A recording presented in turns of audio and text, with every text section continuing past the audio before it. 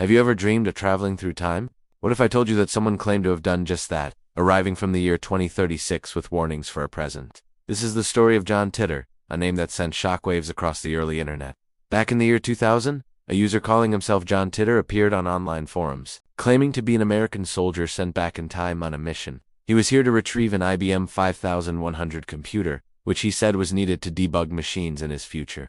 Titor shared detailed schematics of his time machine, explained the physics behind it, and made several predictions about the future, including a civil war in the United States. He described a world ravaged by conflict and change. Then, in March 2001, he announced his mission was complete and vanished forever, leaving behind a legacy of mystery. Was John Titor a real time traveler? Or was it all an elaborate hoax?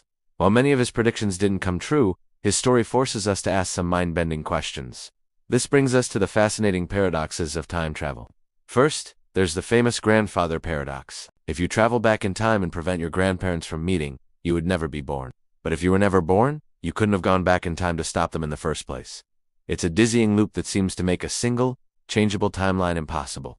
Then there's the bootstrap paradox. Imagine a composer travels back in time to meet Beethoven, his idol, with a copy of Beethoven's Fifth Symphony, but he finds that Beethoven never wrote it. To ensure the symphony exists, the composer gives the sheet music to Beethoven, who then publishes it as his own. So, who actually wrote the symphony? The information has no origin, it's just stuck in a time loop. Some physicists propose the many worlds interpretation as a solution. Every time you make a choice, the universe splits into parallel timelines, so if you go back and change the past, you're not altering your own history, you're just creating a new, separate timeline.